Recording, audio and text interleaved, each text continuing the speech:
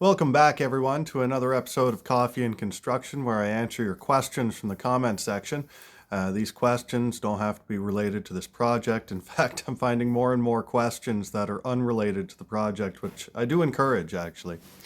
You can ask any question you want, really. I won't answer personal questions, and they should be construction related.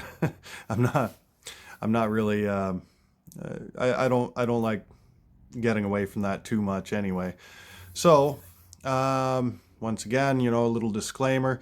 This is just my personal advice, and, obviously, I don't, it's not going to work in every jurisdiction. So, if you are taking some of this advice, practice some due diligence, check with your local codes and regulations and, local professionals, and just double check and make sure it's actually going to work.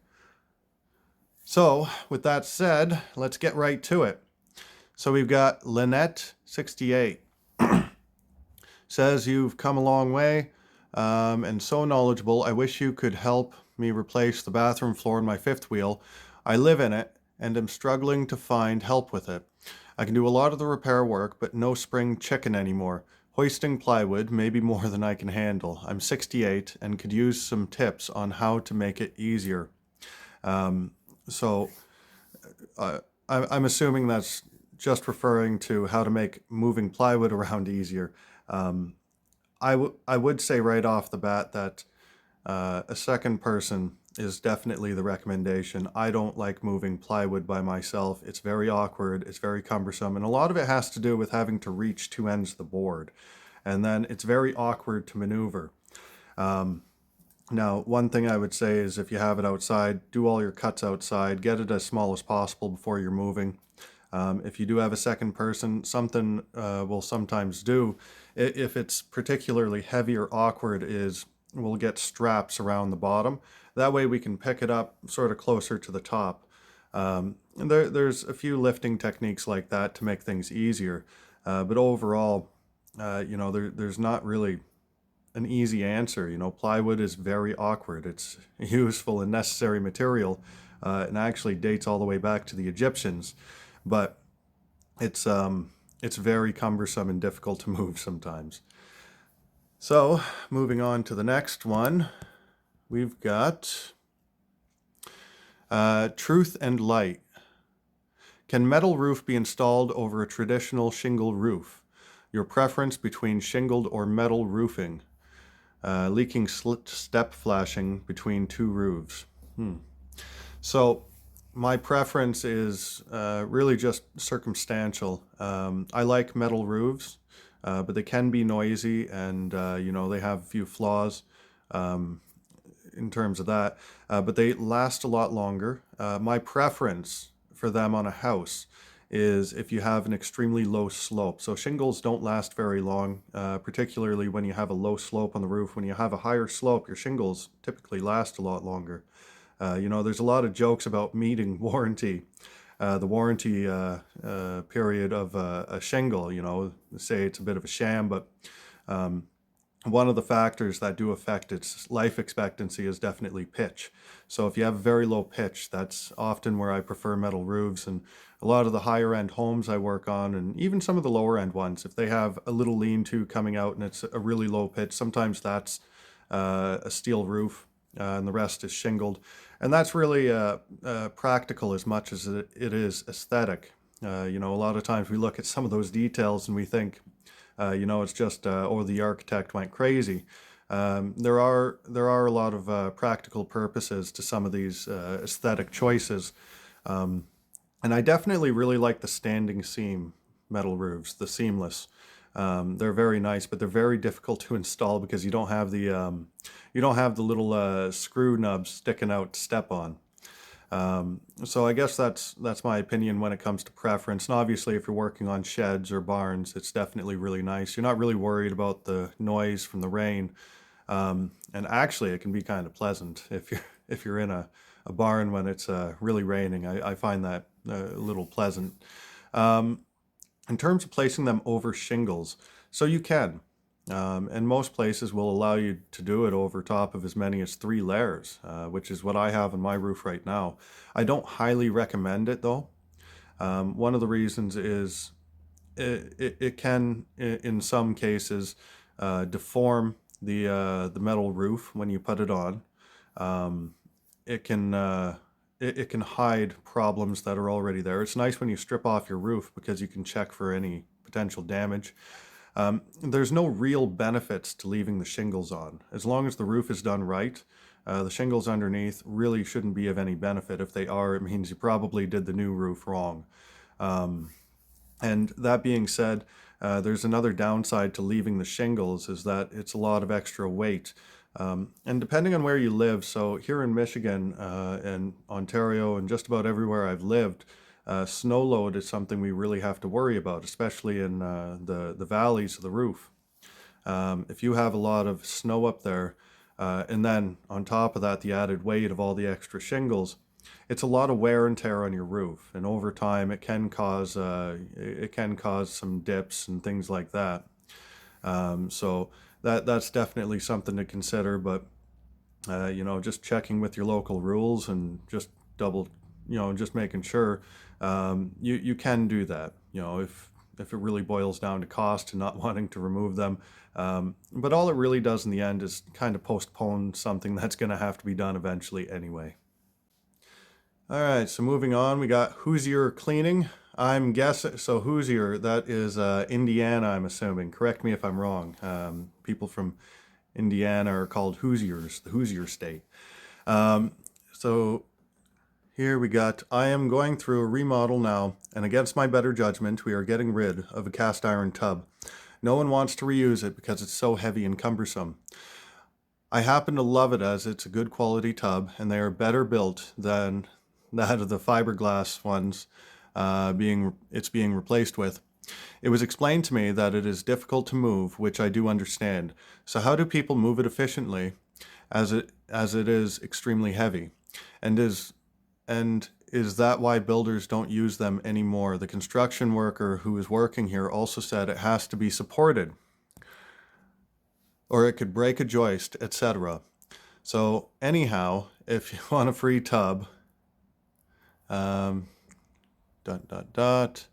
yes, it's a gorgeous Kohl's tub and it's going into the trash unless somebody wants it. I guess you can respond to that comment if you're interested.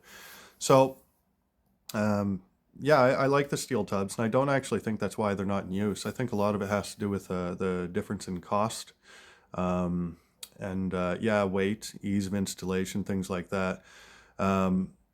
The cost and ease of installation of the modern fiberglass tubs is, it's dramatically different. I think that's the primary reason we've moved on. Cast iron tubs can also rust underneath.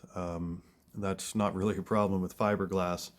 So, but yeah, fiberglass, it's a little bit different as well. The support requirements under a fiberglass tub are different because if you don't have it supported properly directly under the tub, it can dip and, feel a little unstable when after installation. Cast iron tubs are incredibly solid. We have a cast iron tub wrapped in porcelain here, and this is the one that we decided to keep because I like it and I do prefer it. And I see absolutely nothing wrong with them as long as, the porcelain coating is in good shape and the rust isn't, too bad. There's nothing wrong with keeping them. The difficulty of removing them isn't just the weight. If you get a couple people, you can move them. And I know I say that and, you're probably thinking, oh, it's heavy. If you need more people, get more people. But the biggest difficulty of removing a tub is typically how awkward it is. Especially if you have the drywall on still. So when you install a tub, typically the drywall laps over top of it. So when the drywall butts into it, you have to remove a certain amount of drywall just to get it out. And if your bathroom is, the way a lot of them are made, which is 5 foot, half an inch wide, which gives you just a little bit of wiggle room because a standard tub is 5 foot wide, then it's going to be extremely difficult to try and tip that and angle it out. There have been circumstances where we've had to cut the tub in half in order to remove it, which can be a really painful experience for something like that. I don't have too much advice past that, except, you know, you're probably going to have to remove some drywall and get more help. But if it were me, honestly, if the tub was in good shape, unless it was an issue of, you know, trying to put in a better access tub, let's say for handicap reasons, something deeper, because a lot of those older porcelain tubs or cast iron tubs are often shallow. Um, I would be inclined to keep it. That's just my personal opinion. You can fix it up and work with it just fine. You can put in all new hardware, you know. That's pretty much what I'm doing here. So yeah, that's pretty much it. I do agree though. It is a shame throwing away things like that. I have a hard time doing it. All right, so moving on, we've got Deborah Burklight. What do you use to clean the light socket? I can't replace it. Can you please give me some idea that won't mess it up? Um, Honestly, I've never had to clean out a light socket before. So, I mean, the only thing that really comes to mind is a wire brush. I mean, obviously make sure there's no power running to it. But yeah, if you have a lot of corrosion there, it will stop the, you know, the light bulb from working properly. Um, but you can get wire brushes that fit in there nicely, little pipe cleaners really. And you can even put them on the end of a drill and get it done pretty fast. And if you are, I would just use a microfiber towel or something afterwards. I don't want to get it wet, but you know, something dry to remove it. If you are using something wet, alcohol wipes, things like that. But microfiber towel usually works just fine. You want to make sure all the dust is out of there. But that's all I would recommend for that. All right, so now we've got Dean Caperton. And he said, would you call that Adobe? And what he's referencing is in the last episode, we brought up waddle and daub. So there is a difference between Adobe and waddle and daub. They are both considered earth-based construction. So I got a couple comments similar to this, I think. But Adobe is masonry. So they're sun-dried bricks made from soil rich with clay, mixed with straw and things like that. They're left out in the sun to harden, and then when they're put together, the mortar that's used is a similar base as the brick itself. Now, one of the big differences between Adobe and wattle and daub is that Adobe is actually structural. It can support a roof, whereas wattle and daub doesn't really do that. You usually have to have the roof incorporated into a wattle and daub structure. And I didn't save it, but somebody had also mentioned that wattle and daub is often referred to nowadays as earth houses, and you can find people making them on YouTube. So if you want to look that up, go ahead. But Adobe is it's, you know, once again, a very old building method. It's been around a very long time. And these structures are still around, so it was obviously very effective. But the biggest difference is one is a masonry product, essentially, whereas wattle and daub is a frame with the whatever we would call it, the mud and everything packed into the frame. So they are two different kinds of construction. So now we've got Judith NHU, the young lady who does the $1 house. Still haven't seen that, by the way. Maybe I'll check it out sometime. Used an underlay on her basement floor. It had great qualities, but it also had terrible smell. She took it up, dollars and time down the drain. Just wanted to give you a heads up on the new project. So there's a few different products like that. So those underlays, the one that comes to mind right away, it's been around for a little while, and I've used it sparingly, but it does have purpose. It's kind of an OSB with a rubber base that allows for airflow underneath, and I kind of like that. I'm not a huge fan of just throwing rubber membranes down unless you're actually applying it as a paint, really. Just because what happens is these surfaces are 100% waterproof, kind of like LVP flooring. I love LVP flooring, but it's 100% waterproof. Now that's great if you have a flood or something. You won't have to worry about the flooring being damaged. But what you do have to worry about is water staying underneath. And a lot of these products will do that. If you happen to get water underneath, it'll actually trap it in. And that can be a huge problem. I know my sister had a problem similar to that. She had a little bit of water leaking in her basement. Her AC unit, the drain pipe for the condensation, was leaking. And it caused a bunch of water to get out and get under the floor. It's a very difficult thing to get rid of. And this can oftentimes be where, a lot of the smells come from. So, like I said, there's a lot of great products out there, but researching the products and making sure, it's the right product for, the purpose you're using it for is absolutely essential. Overkilling just about anything can often work against you rather than with you. Because you're right, it's dollars and time down the drain. And it really hurts when you do that. I know I do it often enough, and I'll go through great lengths to avoid that. I'll research the product and make sure it's an actual fit. I very often get clients coming to me saying, hey, can you install this product? And typically before I say yes, I look it up because it happens all the time. I've been doing this for quite a while, and I'm constantly running into new products that I've never heard of before. But I've gotten used to it. Sometimes I'll call the manufacturer, I'll look up the spec sheets, I'll, look at reviews and things like that. And I think it's absolutely essential because it could be a great product, but if you put it in the wrong place, use it for the wrong purpose, you'll get every bad impression and for every good reason. So yeah, I definitely look up the products and, make sure you know what you're doing prior to installation or buying something, especially if it's not returnable. So we've got Dorinda here. What type of driveway will you guys be putting in? Will you pave it or cement in part of the driveway for easier snow removal? So we have a long driveway.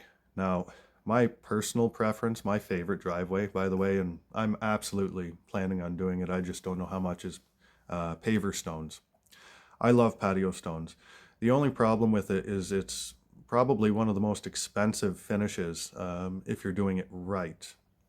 So it's also an easy one to get wrong. If you lay it down with a bad base, it's gonna dip and swell all over the place, and it can be a big problem that way. I know I've seen some projects where they basically laid them on top of clay, and it was a huge disaster. But yeah, I love paver stones. I'm probably gonna, section off little areas. I have a whole bunch, on the side of the house right now. I'll be putting those somewhere. I don't have enough to do, a massive driveway or anything. But past that, I would probably do asphalt up.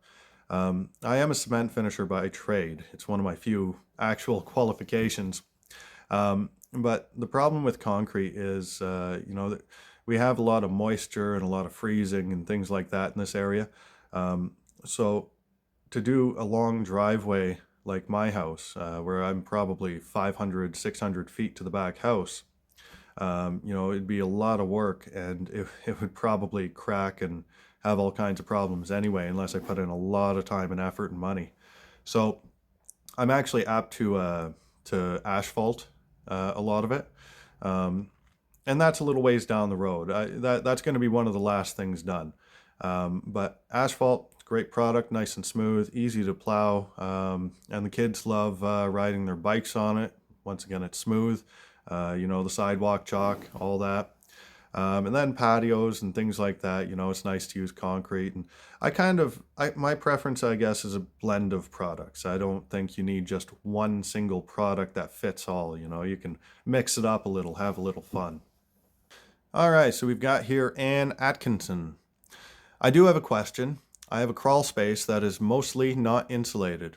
Every time I look it up, I get a different answer. What is the best type of insulation to install? Thanks in advance. So, yeah, you're going to get a different answer probably because there's a bunch of different answers. There's also a bunch of different scenarios. So I think maybe let's start with, what your crawl space is essentially, because, there's different kinds of crawl spaces. You can have finished, you could have unfinished. It could be over top of an addition that's just over dirt. There's plenty of scenarios. So let's start with the base. If it's finished and it got concrete, that's great. If it happens to be dirt, just bare dirt, I would do something about that before adding any insulation. So if you don't do that, the odds of getting things like mold and mildew and all that are going to be dramatically higher. All you really have to do for that is just lay down a poly base. So you just get a roll of 10 mil polys, just plastic sheeting. You roll it out and cover it over, and as long as you give it a good overlap, at least a foot. I think it's more, some places you got to do 3 foot overlap, and then I'll usually put some stone or sand over, just to keep it down.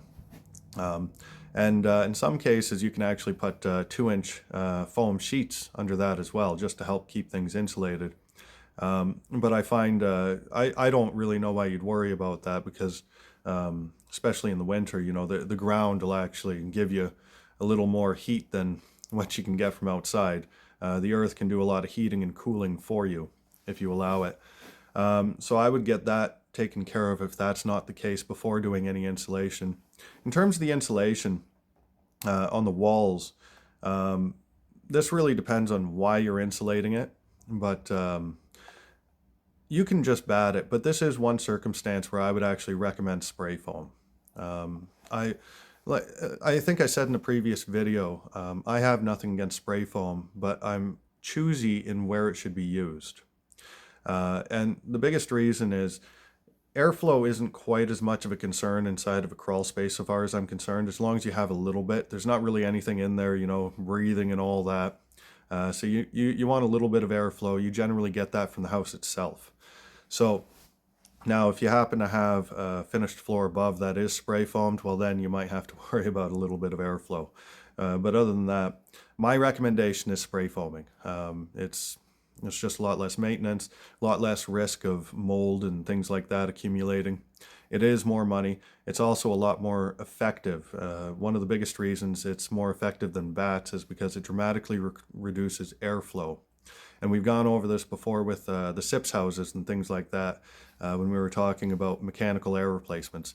So now one of the biggest factors when it comes to insulating is airflow. If you can minimize airflow, your R value goes up dramatically. Spray foam does an incredible job of that. My issue with over insulating and reducing too much airflow is that it becomes necessary to add mechanical air replacement, and I'm not super fond of that, and that's just my personal opinion. Now the other thing to look at is your floor above. How is that insulated? Is it insulated? So if it's not insulated, I don't necessarily think you have to. My personal preference when I've done additions like this is doing a heated crawl space. And the biggest reason I like that is because when you have an addition, and even if it's nicely insulated, and this is why the underside is often spray foamed rather than just bad insulation, is because those floors in additions without a basement have a large tendency to be much colder than the rest of the floors in the house, just because it's over top of unconditioned space. So if you condition that space underneath, it raises the comfort level in the room above. And the generally having one pipe into a little crawl space, not as big of a deal, especially if it's not that tall. But yeah, whether or not you're heating the crawl space is another factor. And if you have water lines or anything like that going through, that's obviously a huge factor as well. You want to make sure that that space is at least an okay temperature where you're never at risk of freezing, should the weather turn suddenly. All right, so that's it for today's episode. So I'm sure you were looking forward to an unboxing video today. The reason we didn't really do that is Xana is stuck dealing with some sick kids. I'm over here. We just didn't have the opportunity to get it done. So that'll probably be coming out Thursday instead of today. We just kind of rearranged the schedule to make things work. So yeah, be sure to tune in next Thursday, not this coming Thursday, but the following Thursday for another episode of Coffee and Construction. Throw your questions in the comment section down below. I look forward to them, and it's kind of nice. You know, I get to look at other people's problems for a little bit. And yeah, I'll see you then. Bye.